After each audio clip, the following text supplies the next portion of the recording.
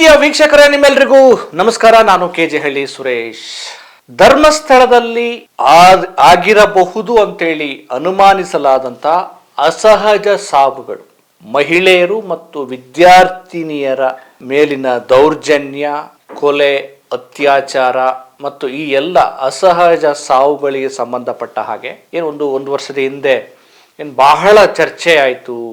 ಈ ಒಂದು ಪ್ರಕರಣಕ್ಕೆ ಸಂಬಂಧಪಟ್ಟಂಗೆ ಸರ್ಕಾರ ಒಂದು SIT ರಚನೆ ಮಾಡ್ತು. ಅದಕ್ಕೂ ಮುಂಚೆ ಸರ್ಕಾರಕ್ಕೆ ಮಹಿಳಾ ಆಯೋಗ ಪತ್ರವನ್ನ ಬರಿತು. ಆ ಧರ್ಮಸ್ಥಳದ ಬೆಳ್ತಂಗಡಿಯ ಭಾಗದಲ್ಲಿ ಒಂದು 10, 15, 20 ವರ್ಷಗಳ ಅವಧಿಯಲ್ಲಿ ಆಗಿರಬಹುದಾದಂತಹ ಒಂದು ನಾಪತ್ತೆಯಾದಂತಹ ಮತ್ತು ಅಸ್ವಾಭಾವಿಕವಾಗಿ ಸತ್ತಿದ್ದಾರೆ ಅಂತ ಹೇಳಲಾಗಿರುವಂತಹ ಹೆಣ್ಣು ಮಕ್ಕಳ ಮೇಲಿನ ದೌರ್ಜನ್ಯ, ವಿದ್ಯಾರ್ಥಿನಿಯರ ದೌರ್ಜನ್ಯ, ಅಪಹರಣ ಮತ್ತೆ ನಾಪತ್ತೆ ಪ್ರಕರಣಕ್ಕೆ ಸಂಬಂಧಪಟ್ಟ ಹಾಗೆ ಒಂದು ಗಂಭೀರವಾದಂತಹ ತನಿಖೆ ನಡೆಸುವ ಅಗತ್ಯತೆ ಇದೆ ಅಂತ ಹೇಳಿ ಮಹಿಳಾ ಆಯೋಗ ರಾಜ್ಯ ಸರ್ಕಾರಕ್ಕೆ ಪತ್ರವನ್ನ ಬರೀತದೆ. ಆ ಪತ್ರದ ಆಧಾರದ ಮೇಲೆ ರಾಜ್ಯ ಸರ್ಕಾರ SIT ರಚನೆ ಮಾಡುತ್ತೆ. ಜೊತೆಗೆ ಇದಕ್ಕೆ ಪ್ಯಾರಲಲ್ ಆಗಿಯೇ ಚಿನ್ನಪ್ಪ ಅನ್ನುವಂತಹ ವ್ಯಕ್ತಿ ತಮ್ಮ ವಕೀಲರ ಮೂಲಕ ಸರ್ವೋಚ್ಚ ನ್ಯಾಯಾಲಯಕ್ಕೆ ಆ ಧರ್ಮಸ್ಥಳದ ಭಾಗದಲ್ಲಿ ಒಂದಷ್ಟು ಏನು ಅತ್ಯಾಚಾರ ಆಗಿದೆ, ಮಹಿಳೆಯರ ಮೇಲೆ ದೌರ್ಜನ್ಯ ಆಗಿದೆ ಮತ್ತು ಕೆಲವು ಬಾಡಿಗಳನ್ನ ನಾನು ಹೂತು ಹಾಕಿದ್ದೇನೆ ಅಂತ ಹೇಳಿ ಮತ್ತು ಬುರುಡೆಯನ್ನು ತೆಗೆದುಕೊಂಡು ಸರ್ವೋಚ್ಚ ನ್ಯಾಯಾಲಯದ ಗಮನಕ್ಕೆ ತಂದು ಮತ್ತೆ ಮಾನ್ಯ ಸರ್ವೋಚ್ಚ ನ್ಯಾಯಾಲಯ ಇದ್ರ ಬಗ್ಗೆ ಎನ್ಕ್ವೈರಿ ನಡೆಸಿ ಅಂತೇಳಿ ರಾಜ್ಯ ಸರ್ಕಾರಕ್ಕೆ ಸೂಚನೆಯನ್ನ ಕೊಟ್ಟು ಮತ್ತು ಆ ಚಿನ್ನಪ್ಪನಿಗೆ ರಕ್ಷಣೆ ಕೊಡಿ ಅಂತೇಳಿ ಎಲ್ಲ ಹೇಳಿತ್ತು. ಈ ಎಲ್ಲ ವಿಚಾರಗಳನ್ನ ಕ್ರೋಢೀಕರಿಸಿ SIT ಪ್ರಣವ್ ಮಹಂತಿ ಅವರ ನೇತೃತ್ವದಲ್ಲಿ, ಒಬ್ಬ ಒಳ್ಳೆಯ ದಕ್ಷ ಅಧಿಕಾರಿ ಅವರ ನೇತೃತ್ವದಲ್ಲಿ ತನಿಖೆಯನ್ನ ಶುರು ಮಾಡಿತ್ತು. ಆ ವ್ಯಕ್ತಿ ಎಲ್ಲೆಲ್ಲಿ ಶವಗಳನ್ನ ಹೂತು ಹಾಕಿದ್ದಾರೆ ಮತ್ತೆ ಎಲ್ಲಿ ದಫನ್ ಮಾಡಿದ್ದಾರೆ ಅನ್ನುವಂತ ಒಂದು ವಿಚಾರಕ್ಕೆ ಸಂಬಂಧಪಟ್ಟಂಗೆ ದೊಡ್ಡ ಒಂದು ಸರ್ಕಸ್ಸೇ ನಡೆದಿತ್ತು. ಮತ್ತೆ ಅವೆಲ್ಲವನ್ನು ಕೂಡ ಗೌಪ್ಯವಾಗಿ ಇಡಲಾಗಿತ್ತು. ಮಾಧ್ಯಮಗಳು ಕೂಡ ಕೆಲವು ಮಾಧ್ಯಮಗಳು ಅಲ್ಲೇನು ಇಲ್ಲ, ಎಲ್ಲ ಸುಳ್ಳು, ಬುರುಡೆ ಗ್ಯಾಂಗು ಅಂತೇಳಿ ಎಲ್ಲ ಹೇಳಿದ್ದು. ಜೊತೆಗೆ ಒಂದಷ್ಟು ಮೂಳೆಗಳು ಸಿಕ್ಕಿದ್ದು, ಆ ವಿಚಾರಗಳು ಎಲ್ಲೂ ಬಹಿರಂಗ ಆಗ್ಲಿಲ್ಲ. ಯಾಕಂದ್ರೆ SIT ಮಾಧ್ಯಮಗಳು ಕೊಟ್ಟಂಗೆ ಬ್ರೇಕಿಂಗ್ ನ್ಯೂಸ್ ಆ ಕ್ಷಣಕ್ಕೆ ಕೊಡೋದಿಕ್ಕೆ ಆಗೋದಿಲ್ಲ. ಒಂದು ಸಂಪೂರ್ಣವಾದಂತ ಒಂದು ಗಂಭೀರವಾದಂತ ಒಂದು ತಾರ್ಕಿಕ ಅಂತ್ಯವನ್ನ ಕೊಂಡೊಯ್ಯಬಲ್ಲ ನೆಲೆಯಲ್ಲಿ ಎನ್ಕ್ವೈರಿಯನ್ನು ನಡೆಸಬೇಕಾಗತ್ತೆ. ಏನೂ ಸಿಗ್ಲಿಲ್ಲ ಅಂತ ಹೇಳಿ ಎಲ್ಲ ಬಾಯ್ಬಿಟ್ಕೊಳ್ಳುವ ಒಂದಷ್ಟು ಮಾಧ್ಯಮಗಳ ನಡುವೆ ಒಂದಷ್ಟು ಸಿಕ್ಕಿದ್ದು ಅಂತೂ ನಿಜ. ಜೊತೆಗೆ ನೂರಾರು ಶವಗಳನ್ನ ಹೂತು ಸುಮಾರು ವರ್ಷಗಳಾಗಿದ್ದರಿಂದ ಮತ್ತೆ ಆ ಮಣ್ಣಲ್ಲಿ ಆಸಿಡ್ ಅಂಶವೂ ಕೂಡ ಇದ್ದಿದ್ದರಿಂದ ಅದು ಕರಗಿರುವ ಸಾಧ್ಯತೆಗಳು ಕೂಡ ಇದೆ ಅಂತ ಹೇಳಿ ಸಂಶೋಧಕರು, ಚಿಂತಕರು, ವಿಜ್ಞಾನಿಗಳು ಅದನ್ನು ಅಭಿಪ್ರಾಯ ಪಟ್ಟಿದ್ರು. ಕೊನೆಗೆ ಎಲ್ಲಾ ನೆಲೆಯಲ್ಲೂ ಕೂಡ ಮಣ್ಣನ್ನು ಕೂಡ ಬಿಟ್ಟಿರಲಿಲ್ಲ SIT. ಆ ಮಣ್ಣಿನ ಅಂದ್ರೆ ಕರಗಿದ್ರು ಕೂಡ ಆ ಮಣ್ಣಿನ ಅಂಶದಲ್ಲಿ ಗೊತ್ತಾಗುತ್ತೆ, ಅದನ್ನು ಕೂಡ ಸ್ಯಾಂಪಲ್ಸ್ ಅನ್ನ ಸಂಗ್ರಹಿಸಿದ್ರು. ಒಟ್ಟಾರೆ ಎಲ್ಲ ನೆಲೆಯಲ್ಲೂ ಕೂಡ ಎನ್ಕ್ವೈರಿ ಆಗಿತ್ತು. ಇನ್ನೊಂದು ಕಡೆ ಒಂದಷ್ಟು ಮಾಧ್ಯಮಗಳು, ಸೂಕ್ಷ್ಮತೆ ಇಲ್ಲದ ಮಾಧ್ಯಮಗಳು ಕೂಡ ಬಾಯಿ ಬಡ್ಕೊಂಡಿದ್ವು. ಅಂದ್ರೆ ಆ ದಿಕ್ಕು ತಪ್ಪಿಸೋ ನೆಲೆಯಲ್ಲಿ ಇನ್ನೇನು ಇಲ್ಲ ಅಂತ. ಕೆಲವರು ಬುರುಡೆ ಗ್ಯಾಂಗು, ಅದು ಸುಳ್ಳಿನ ಕತೆ, ಹಾಗೆ ಹೀಗೆ ಏನು ಸಿಗ್ಲಿಲ್ಲ ಸುಮ್ನೆ ಅಂತೇಳಿ ಎಲ್ಲ ಹೇಳಿ ಆಗಿತ್ತು. ಅದೆಲ್ಲ ಆಯ್ತು. ಈಗ ಯಾವ ಮಾಧ್ಯಮಗಳು ಇದ್ರ ಬಗ್ಗೆ ಮಾತಾಡ್ತಾ ಇಲ್ಲ, ಮುಗೀತು ಅಷ್ಟೇ. ಆ ಟೈಮಲ್ಲಿ ಏನೋ ಬಂತ ಓ ಅಂತ ಹೇಳೋದು, ಹಾಗೆ ಹೀಗೆ ಅಂತೇಳಿ ಚರ್ಚೆ ಮಾಡ್ಬಿಟ್ಟು ಸುಮ್ಮನೆ ಅಲ್ಲಿಗೆ ಮುಗೀತು. ನಿಜವಾದ ಮಾಧ್ಯಮಗಳು, ನಿಜವಾದ ಜವಾಬ್ದಾರಿಯುತವಾದಂತಹ ಮಾಧ್ಯಮಗಳು ಮತ್ತೆ ವೃತ್ತಿಪರ ಅಂದ್ರೆ ತತ್ವಗಳನ್ನ, ಎಥಿಕ್ಸ್ ಅನ್ನ ಇಟ್ಟುಕೊಂಡಿರುವಂತಹ ಮಾಧ್ಯಮಗಳು ಈಗೇನ್ ಬಾಯ್ ಬಡ್ಕೊಂಡ್ರಲ್ಲ ಅವಾಗ ಎಲ್ಲ ಇಲ್ಲ ಷಡ್ಯಂತ್ರ ಏನಂತ ಹೇಳಿ ಅದನ್ನ ಫಾಲೋ ಅಪ್ ಮಾಡ್ಬೇಕಾಗಿತ್ತಲ್ಲ. ಆಯ್ತು, SIT ಎನ್ಕ್ವೈರಿ ಆಯ್ತು. ಆಮೇಲೆ ಆ ನಂತರ ಏನಾಯ್ತು, ಏನು ವರದಿ ಅದರಲ್ಲಿದೆ, ಅದರಲ್ಲಿರುವಂತ ಅಂಶಗಳೇನು ಮತ್ತೆ ಆ ಅಂಶದ ಆಧಾರದ ಮೇಲೆ ಏನೆಲ್ಲ ಕ್ರಮಗಳನ್ನ ಕೈಗೊಳ್ಳಬೇಕು ಫಾಲೋ ಅಪ್ ಮಾಡ್ಬೇಕಾಗಿತ್ತಲ್ಲ. ಇಲ್ಲ, ಕ್ಷಣಕ್ಕೆ TRP ಬೇಕಾಗಿತ್ತು, ಮಾತಾಡ್ಬೇಕಾಗಿತ್ತು, ಯಾರನ್ನೋ ಓಲೈಕೆ ಮಾಡ್ಬೇಕಾಗಿತ್ತು, ಅದನ್ನ ದಿಕ್ ತಪ್ಪಿಸ್ಬೇಕಾಗಿತ್ತು, ಮಾತಾಡಿದ್ರು, ಸುಮ್ಮನಾದ್ರು. ಈಗ ಮುಗಿದ ಕತೆ. ಅದಾ ಏನು SIT ಮಾಡಿದ್ರೇನು, ವರದಿ ಕೊಟ್ರೇನು, ಕೊಡದೇ ಇದ್ರೇನು, ಇವ್ರಿಗೇನಾಗ್ಬೇಕು? ಎಷ್ಟೋ ಹೆಣ್ಣು ಮಕ್ಕಳಿಗೆ ನ್ಯಾಯ ಸಿಗ್ಬೇಕಲ್ಲ, ಕುಟುಂಬಕ್ಕೆ ನ್ಯಾಯ ಸಿಗ್ಬೇಕಲ್ಲ. ಅವರು ಕಣ್ಣೀರಲ್ಲಿ ಕೈ ತೊಳ್ತಿದಾರಲ್ಲ, ಒದ್ದಾಡ್ತಾ ಇದಾರಲ್ಲ, ಅವರು ನಿರೀಕ್ಷೆಯಿಂದ ಕಾಯ್ತಾ ಇದಾರಲ್ಲ. ಒಂದಷ್ಟು ಸಂವೇದನೆ ಇರುವಂತ ಜನರು, ಮಾಧ್ಯಮಗಳು ನಮಗೆ ನ್ಯಾಯ ಕೊಡಿಸ್ತಾರೆ ಅಂತ ಅವ್ರ ಕತೆ ಏನಾಗ್ಬೇಕು? ಇವ್ರನ್ನೆಲ್ಲ ನೆಚ್ಕೊಂಡ್ರೆ ಅವ್ರು ನ್ಯಾಯ ಕೊಡ್ಸಲ್ಲ. ಸ್ನೇಹಿತರೆ, ಈಗ ಈ ವಿಚಾರಕ್ಕೆ ಸಂಬಂಧಪಟ್ಟಂಗೆ ಒಂದಷ್ಟು ಮಹತ್ವದ ಬೆಳವಣಿಗೆ ಅಂದ್ರೆ ಫಾಲೋ ಅಪ್ ಮಾಡುವಂತ ವಿಚಾರಗಳು ಮತ್ತೆ ಇಂಟ್ರೆಸ್ಟಿಂಗ್ ವಿಚಾರಗಳು ಈಗ ನಮ್ಮ ಗಮನಕ್ಕೆ ಬಂದಿದೆ. ಸ್ನೇಹಿತರೆ, ಈಗಾಗಲೇ ಆ ಧರ್ಮಸ್ಥಳದ ಸುತ್ತಮುತ್ತಲ ಭಾಗದಲ್ಲಿ ಆದಂತ ಅಸಹಜ ಸಾವುಗಳಿಗೆ ಸಂಬಂಧಪಟ್ಟ ಹಾಗೆ ಮತ್ತೆ ಏನು ಉಗ್ರಪ್ಪ ಅವರು ಈ ಹಿಂದೆ ಉಗ್ರಪ್ಪ ಒಂದು ಟೀಮ್, ಕಾಂಗ್ರೆಸ್ನ ಮುಖಂಡ ಉಗ್ರಪ್ಪ ಅವರ ಟೀಮ್ ಆ ಭಾಗದಲ್ಲಿ ನಾಪತ್ತೆಯಾದಂತ ಹೆಣ್ಣು ಮಕ್ಕಳ ವಿಚಾರಕ್ಕೆ ಸಂಬಂಧಪಟ್ಟಂಗೆ ಒಂದು ವರದಿಯನ್ನು ಕೂಡ ರಚನೆ ಮಾಡಿ ಸರ್ಕಾರಕ್ಕೆ ಕೊಟ್ಟಿತ್ತು. ಆನಂತರ SIT ರಚನೆ ಆಯಿತು. SIT ರಚನೆಯಾಗಿ ಏನು ನಾಪತ್ತೆ, ಅನುಮಾನಾಸ್ಪದ, ಹೆಣ್ಮಕ್ಳ ಮೇಲೆ ದೌರ್ಜನ್ಯ, ಮತ್ತೆ ಹಲ್ಲೆ, ಅತ್ಯಾಚಾರ, ಸಾವು, ಈ ಎಲ್ಲ ಆಂಗಲ್ನಲ್ಲಿ ತನಿಖೆಯನ್ನು ನಡೆಸಿ ಒಂದು 15-20 ವರ್ಷಗಳ ಒಂದು ಅವಧಿಯಲ್ಲಿ ಆದಂಥ ಈ ಒಂದು ನಾಪತ್ತೆ, ಕೊಲೆ, ಹೆಣ್ಣು ಮಕ್ಕಳ ಮಿಸ್ಸಿಂಗ್ ಕೇಸ್, ಆ ಒಂದು ಧರ್ಮಸ್ಥಳದ ಸ್ಟೇಷನ್ನಲ್ಲಿ, ಬೆಳ್ತಂಗಡಿ ಸ್ಟೇಷನ್ನಲ್ಲಿ ಆದಂಥ ದೂರುಗಳು, ಅದನ್ನೆಲ್ಲವನ್ನು ಕ್ರೋಢೀಕರಿಸಿ ಒಂದು ವರದಿಯನ್ನ ಕೊಡಿ ಅಂತ SITಗೆ ರಾಜ್ಯ ಸರ್ಕಾರಕ್ಕೆ ಹೇಳಿತ್ತು ಮಹಿಳಾ ಆಯೋಗ. ಅದೇ ಆ ನಂತರ ಅದು ಎನ್ಕ್ವೈರಿ ಆಯಿತು. ನಿಮಗೆಲ್ಲ ಗೊತ್ತಿದೆ, ಎಲ್ಲ ಸಮಗ್ರವಾಗಿ ಎನ್ಕ್ವೈರಿ ಆಗಿ ತನಿಖೆ ಆಗಿ ಈಗ ದಿ ಫೈಲ್ ನ ಪತ್ರಕರ್ತ ಮಹಾಂತೇಶ್ ಅವರು ರಾಜ್ಯ ಸರ್ಕಾರಕ್ಕೆ ಒಂದು ಪತ್ರ ಬರೀತಾರೆ. ಒಂದು RTI ಮೂಲಕ ಒಂದು ಅರ್ಜಿ ಹಾಕ್ತಾರೆ. ನೀವೇನು SIT ರಚನೆ ಮಾಡಿದ್ರಲ್ಲ ಧರ್ಮಸ್ಥಳ ಭಾಗದಲ್ಲಿ ಒಂದಷ್ಟು ಹೆಣ್ಣು ಮಕ್ಕಳು ಅನುಮಾನಾಸ್ಪದವಾಗಿ ನಾಪತ್ತೆಯಾಗಿದ್ದಾರೆ, ಕೊಲೆಯಾಗಿದ್ದಾರೆ ಅನ್ನುವಂಥ ಅನುಮಾನದ ಆರೋಪದ ಮೇಲೆ ಏನು SIT ರಚನೆ ಮಾಡಿದ್ರಲ್ಲ ಅದ್ರ ಬಗ್ಗೆ ಒಂದು ಎಷ್ಟು ಪುಟ, 1000 ಪುಟಗಳು, 1000 ಪುಟಗಳ ವರದಿ ಏನ್ ಸಲ್ಲಿಕೆ ರೆಡಿಯಾಗಿದೆಯಲ್ಲ ಆ ವರದಿಯನ್ನ ನಮಗ್ ಕೊಡಿ ಅಂತ ಕೇಳಿದಾರೆ. ಅದಕ್ಕೆ ಕೊಟ್ಟಿರುವ ಉತ್ತರ ಏನು ಅಂದ್ರೆ ಈ ವರದಿಗೆ ಗೃಹ ಇಲಾಖೆ ಉತ್ತರ ಏನು ಅಂದ್ರೆ ಇದು ಇನ್ನೂ ತನಿಖಾ ಹಂತದಲ್ಲಿರೋದ್ರಿಂದ ವರದಿಯನ್ನ ಕೊಡೋದಕ್ಕೆ ಸಾಧ್ಯ ಇಲ್ಲ ಅಂತ. ತನಿಖಾ ಹಂತ ಅಂದ್ರೆ ಇನ್ನು ಎಷ್ಟು ವರ್ಷ ಬೇಕಾಗಬಹುದು, ಇನ್ನು ಎಷ್ಟು ವರ್ಷ ಬೇಕಾಗಬಹುದು ಇವರ ಸರ್ಕಾರದ ಅವಧಿ ಮುಗಿಯೋವರೆಗುನ? ಇನ್ನು 3 ವರ್ಷ, ಇನ್ನೊಂದು 2 ವರ್ಷದವರೆಗೂ ತಳ್ಳಾಕಿ ಆಮೇಲೆ ಮುಂದಿನ ಸರ್ಕಾರ ನೋಡ್ಕೊಳ್ಳಿ ಅಂತೇಳಿ ಸುಮ್ಮನೆ ಟೈಮ್ ಪಾಸ್ ಮಾಡೋದಾ? ಅಥವಾ ಜವಾಬ್ದಾರಿ ಇರ್ಬೇಕಲ್ಲ. ರಾಜ್ಯದ ತೆರಿಗೆ ಹಣದಲ್ಲಿ ನಡೆದಂತ ಒಂದು SIT, ತೆರಿಗೆ ಹಣ ಹೋಗ್ಲಿ, ಎಷ್ಟೋ ಕುಟುಂಬಗಳು ತಮ್ಮವ್ರನ್ನ ಕಳ್ಕೊಂಡು ಮಿಸ್ಸಿಂಗ್ ಆಗಿಯೋ, ಅವ್ರು ಕೊಲೆ ಆಗಿರ್ಬೋದು, ಅತ್ಯಾಚಾರ ಆಗಿರ್ಬೋದು, ಅವ್ರ ಕುಟುಂಬದ ಸದಸ್ಯರು ಏನಾಗಿರ್ಬೋದು, ನಿಗೂಢವಾಗಿ ಅವ್ರು ನಾಪತ್ತೆ ಆಗಿರ್ಬೋದು, ಏನಾದ್ರೂ ಆಗಿರ್ಬೋದು, ಅನುಮಾನಾಸ್ಪದವಾಗಿ ನಿಗೂಢವಾಗಿ ಸಾವನ್ನಪ್ಪಿದವರ ಕುಟುಂಬದವರು ಚಾತಕ ಪಕ್ಷಿಯಂತೆ ಕಾಯ್ತಾ ಇದಾರಲ್ಲ, ನಮ್ಮ ಕುಟುಂಬದವ್ರು ಯಾರಾದ್ರೂ ಸಿಗ್ತಾರ, ಅವ್ರಿಗೆ ನ್ಯಾಯ ಸಿಗುತ್ತಾ ಅಂತ ಕೊನೆಗೆ ಹೇಳ್ಕೊಳಕ್ಕೂ ಸಾಧ್ಯ ಆಗ್ತಾ ಇಲ್ವಲ್ಲ. ಇದ್ರ ಬಗ್ಗೆ ಮಾತಾಡಿದ್ರೆ ಎಲ್ಲಿ ನಮಗೆ ತೊಂದರೆ ಆಗುತ್ತೆ ಅಂತೇಳಿ ಒದ್ದಾಡ್ತಿದಾರಲ್ಲ, ಅಂತ ಕುಟುಂಬಕ್ಕೆ ನೀವು ನ್ಯಾಯ ಕೊಡೋದು ಯಾವಾಗ?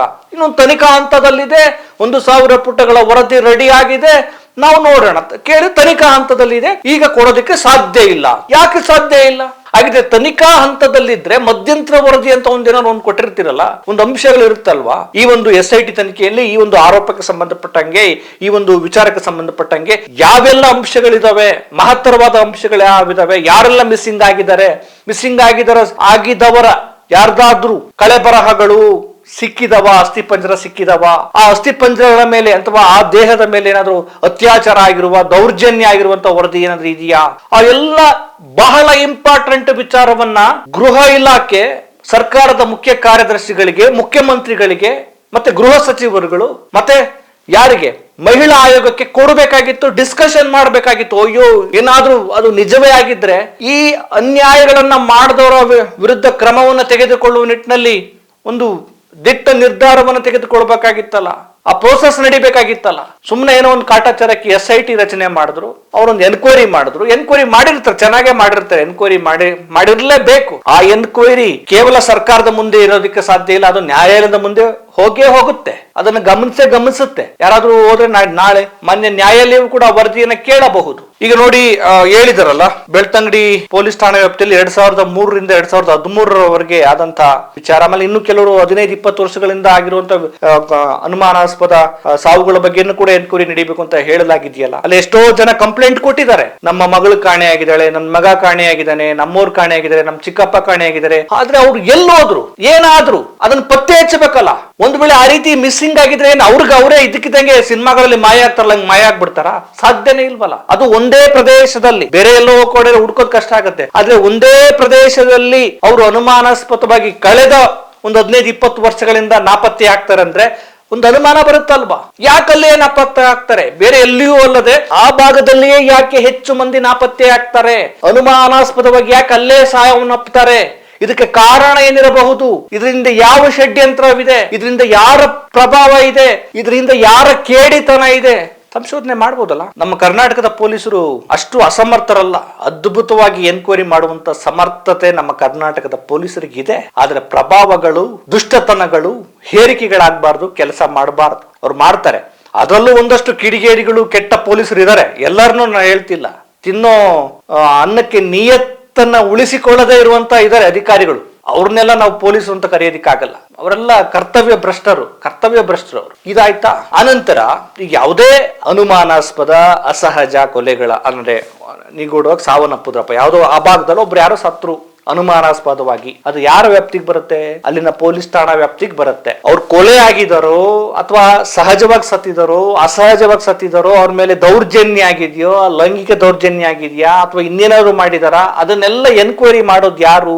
ಅಲ್ಲಿನ ಪೊಲೀಸ್ ಠಾಣಾ ವ್ಯಾಪ್ತಿಯ ಪೊಲೀಸ್ ಅಧಿಕಾರಿಗಳು. ಮೊದಲು ಪ್ರಕರಣವನ್ನ ದಾಖಲಿಸ್ಕೊಳ್ಬೇಕು, ಇವ್ರು UDR ಅನ್ನೇ ಮಾಡ್ಕೊಂಡಿರ್ತಾರೆ. ಆ ನಂತರ ಪೋಸ್ಟ್ ಮಾರ್ಟಮ್ ಕಳಿಸ್ಬೇಕು. ಅದು ಏನು ದೇಹದ ಮೇಲೆ ಏನಾದ್ರು ಆಗಿದೆಯೋ, ನೈಸರ್ಗಿಕ ಸಾವು ಅಥವಾ ಏನಾದ್ರು ಕೊಲೆನಾ ಅಂತ ಹೇಳಿ ಅದನ್ನ ಆ ಒಂದು ವರದಿಯನ್ನು ತೆಗೆದುಕೊಳ್ಬೇಕು.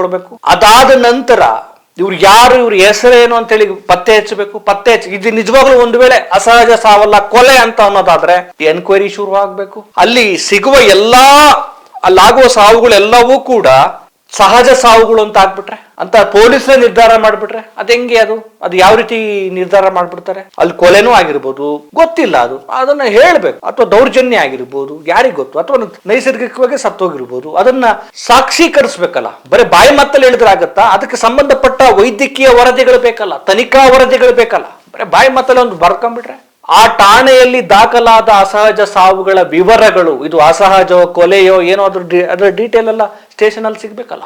ಅದ್ರ ಕಥೆನೂ ಕೂಡ ಎನ್ಕ್ವೈರಿಯಲ್ಲಿ ಇರುತ್ತೆ, SIT ವರದಿಯಲ್ಲಿ ಇರ್ಲೇಬೇಕು. ಆನಂತರ ಒಂದೇ ದಿನಕ್ಕೆ ಸತ್ತೋಗ್ಬಿಟ್ಟು ಅವತ್ತೇ ದಫನ್ ಮಾಡ್ಬಿಡ್ತಾರೆ ಅಂದ್ರೆ ಅದ್ ಹೆಂಗ್ ಸಾಧ್ಯ? ಯಾರೋ ಒಬ್ಬ ಬಂದಿರ್ತಾರಪ್ಪ ಆ ಪ್ರದೇಶಕ್ಕೆ, ಅವನಲ್ಲಿ ತೀರ್ಕೊಂಡೋಗಿರ್ತಾನೆ, ಸತ್ತೋಗಿರ್ತಾನೆ. ಅವ್ನು ನಿಜವಾಗಿಯೂ ಅವ್ನಿಗೇನಾದ್ರು ಆಯ್ತಾ ಇದಕ್ಕಿದ್ದಂಗೆ ಜೀವದ ಏನು ನೈಸರ್ಗಿಕವಾಗಿ ಸಹಜವಾಗಿ ತೀರ್ಕೊಂಡು ಹೋದ್ನ, ಅಥವಾ ಅವ್ನ ಏನಾದ್ರು ಕೊಲೆ ಮಾಡಿದ್ರ, ಅಥವಾ ಏನಾದ್ರು ಪಿತೂರು ಇದೆಯಾ, ಯಾರೋ ಹೆಣ್ಣು ಮಗಳು ಮೇಲೆ ದೌರ್ಜನ್ಯ ಆಯ್ತಾ, ಇನ್ನು ಆಗಿಲ್ವಾ, ಅದನ್ನೆಲ್ಲ ಎನ್ಕ್ವೈರಿ ಮಾಡದೆ ಅದನ್ನ ಮಾಡೋದಕ್ಕೆ ಎಷ್ಟು ದಿನಗಳ ಪ್ರೋಸೆಸ್ ಬೇಕಾಗುತ್ತೆ. ಅದೆಲ್ಲ ಮಾಡದೆ ಕೇಳ ಇಲ್ಲ ಅಸಹಜ ಸಾವು ಅಂತ ಸಹಜ ಸಾವು ಅಂತೇಳಿ ಬರ್ದ್ಬಿಟ್ಟು ಅದನ್ನ ದಫನ್ ಮಾಡ್ಬಿಟ್ರೆ ಅದು ಕ್ರಿಮಿನಲ್ ಅಲ್ವಾ? ಆ ರೀತಿ ಎಷ್ಟು ಜನರ ಮೇಲೆ, ಎಷ್ಟು ಬಾಡಿಗಳ ಮೇಲೆ ಮಾಡಿರ್ಬೋದು ಪೊಲೀಸ್ ಅಧಿಕಾರಿಗಳು, ಗೊತ್ತಿಲ್ಲ. ಅದರ ಡೀಟೇಲ್ ಬೇಕಲ್ಲ. ಒಂದೇ ದಿನಕ್ಕೆ ಅದನ್ನ ದಫನ್ ಮಾಡ್ತಾರೆ, ಅಂತ್ಯ ಸಂಸ್ಕಾರ ಮುಗಿಸ್ಬಿಡ್ತಾರೆ ಅಂತಂದ್ರೆ ಅದು ಸತ್ಯವನ್ನು ಮುಚ್ಚಿಡುವ ಷಡ್ಯಂತ್ರ ತಾನೆ. ಒಂದು ಕೊಲೆ, ಒಂದು ಘಟನೆ ಆದ್ರೆ, ಒಂದು ಸಾವು ಆದ್ರೆ ಅದು ಫಸ್ಟ್ ಪ್ರಕರಣ ದಾಖಲಾಗಬೇಕು. ಅದ್ರ ಬಗ್ಗೆ ಪ್ರಕರಣ ದಾಖಲಾದ್ಮೇಲೆ ಅವ್ರು ಪತ್ತೆ ಹಚ್ಚಬೇಕು, ಆಮೇಲೆ ಪೋಸ್ಟ್ ಮಾರ್ಟಮ್ ರಿಪೋರ್ಟ್ ಬರಬೇಕು.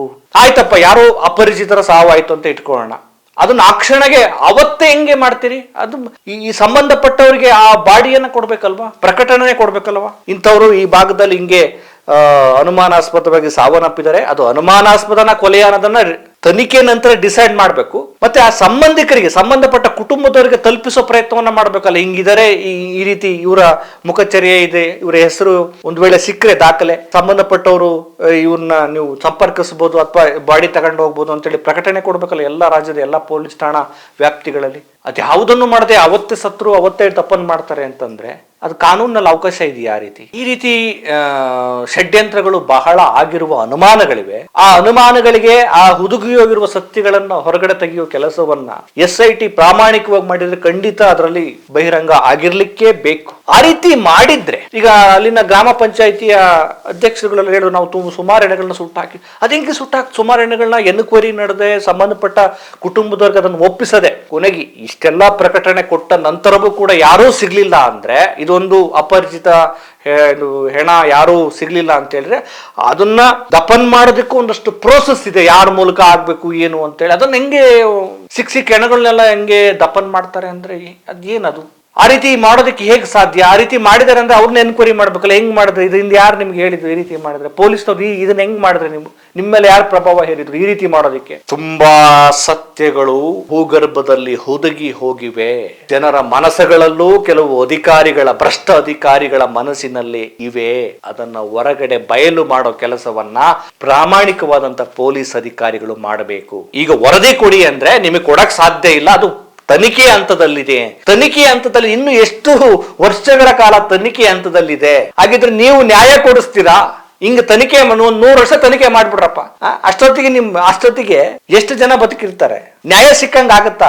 ಈ ರೀತಿ ತಿಪ್ಪೆ ಸಾರಿಸೋ ಕೆಲಸವನ್ನ ಮಾಡಿದ್ರೆ ನ್ಯಾಯ ಸಿಗುತ್ತಾ? ನನಗನ್ಸತ್ತೆ ಮಾನ್ಯ ನ್ಯಾಯಾಲಯ, ಹೈಕೋರ್ಟ್ ಮತ್ತು ಸುಪ್ರೀಂ ಕೋರ್ಟ್ ಈ ವಿಚಾರಕ್ಕೆ ಸಂಬಂಧಪಟ್ಟಂಗೆ ಆ ವರದಿಯನ್ನು ತರಿಸ್ಕೊಂಡು ಅದನ್ನು ಅಧ್ಯಯನ ಮಾಡಿ ಅದು ನಿಜವಾಗ್ಲೂ ತನಿಖೆ ಆಗಿದೆಯಾ, ಪ್ರಾಮಾಣಿಕವಾಗಿ ತನಿಖೆ ಆಗಿದೆಯಾ, ಆಗಿದ್ರೆ ಯಾವೆಲ್ಲ ಸ್ಫೋಟಕ ವಿಚಾರಗಳಿದಾವೆ, ಮಹತ್ವದ ವಿಚಾರಗಳಿದಾವೆ ಅನ್ನೋದನ್ನ ಮಹಿಳಾ ಆಯೋಗವೂ ಕೂಡ ತರಿಸ್ಕೊಳ್ಳೋದಕ್ಕೆ ಪವರ್ ಇದೆ. ಅದು ತರಿಸ್ಕೊಂಡು ನಾಗಲಕ್ಷ್ಮಿ ಚೌಧರಿ ಅವರು ಕೆಲಸ ಮಾಡ್ಬೇಕು ಇದ್ರ ಬಗ್ಗೆ. ಯಾಕಂದ್ರೆ ಅವರು ಕೂಡ ಮಹಿಳೆ ಆಗಿದ್ದಾರೆ. ತಪ್ಪಾಗಿದ್ರೆ, ಅಪರಾಧ ಆಗಿದ್ರೆ, ಅಪರಾಧ ಮಾಡಿದವರು ಯಾರು, ಮಾಡಿಸಿದವರು ಯಾರು, ಮತ್ತೆ ಯಾರೆಲ್ಲ ನಾಪತ್ತೆ ಆಗಿದ್ದಾರೆ ಆ ಕುಟುಂಬಕ್ಕೆ ತಿಳಿಸಬೇಕು. ಮತ್ತೆ ಯಾರ ವಿಚಾರ ಐಡೆಂಟಿಫೈ ಆಗಿದೆ, ಯಾರದ್ದು ಗುರುತು ಸಿಕ್ಕಿದೆ, ಅವರ ಮೇಲೆ ಏನಾಗಿದೆ, ಅವರ ಮೇಲೆ ಯಾವ ರೀತಿ ದೌರ್ಜನ್ಯ ಆಗಿದೆ, ಅದನ್ನೆಲ್ಲ ಸಮಾಜಕ್ಕೆ ಸತ್ಯಗಳನ್ನ ಬಹಿರಂಗಪಡಿಸುವ ಕೆಲಸವನ್ನ ಮಾಡಬೇಕು. ಇವರೆಲ್ಲ ಮಾಡ್ತಾರ? ಪ್ರಭಾವಿಗಳ ಒತ್ತಡಕ್ಕೆ ಮಣಿಯುವ ಇವರು ಸತ್ಯವನ್ನು ಹೇಳ್ತಾರಾ? ಹೇಳದೇ ಇದ್ರೆ ಹೇಳೋ ಹಾಗೆ ಮಾಡೋ ಕೆಲಸವನ್ನ ಕರ್ನಾಟಕದ ಪ್ರಬುದ್ಧ ಮನಸ್ಸುಗಳು, ಸಂವೇದನಾ ಮನಸ್ಸುಗಳು, ಜಾಗೃತ ಮನಸ್ಸುಗಳು ಮಾಡಬೇಕು. ಅದನ್ನೇ ಸತ್ಯದ ಹೋರಾಟ, ಸತ್ಯಾನ್ವೇಷಣೆಯ ಹೋರಾಟ ಅಂದ್ರೆ ಇದೆ. ಆ 1000 ಪುಟಗಳ ವರದಿಯಲ್ಲಿ ಏನಿದೆ ಅನ್ನೋದನ್ನ ಬಹಿರಂಗಪಡಿಸೋ ಕೆಲಸವನ್ನ ಸರ್ಕಾರ ಮಾಡದೇ ಇದ್ರೆ, ಮತ್ತೆ ಅಲ್ಲಿರುವಂತ ವಿಚಾರಗಳ ನೆಲೆಯಲ್ಲಿ ಸೂಕ್ತ ಕ್ರಮಗಳನ್ನ ತೆಗೆದುಕೊಳ್ಳದೆ ಇದ್ರೆ ಮತ್ತೆ ಹೋರಾಟ ಶುರುವಾಗುತ್ತೆ. ಮತ್ತೆ ಕಾನೂನಿನ ಹೋರಾಟಗಳು ಕೂಡ ಶುರುವಾಗುತ್ತೆ. ನೋಡೋಣ ಏನ್ ಮಾಡ್ತಾರೆ. ಮತ್ತೊಂದು ವಿಚಾರದೊಂದಿಗೆ ನಿಮ್ಮನ್ನು ಭೇಟಿ ಮಾಡ್ತೇನೆ. ನಮಸ್ಕಾರ.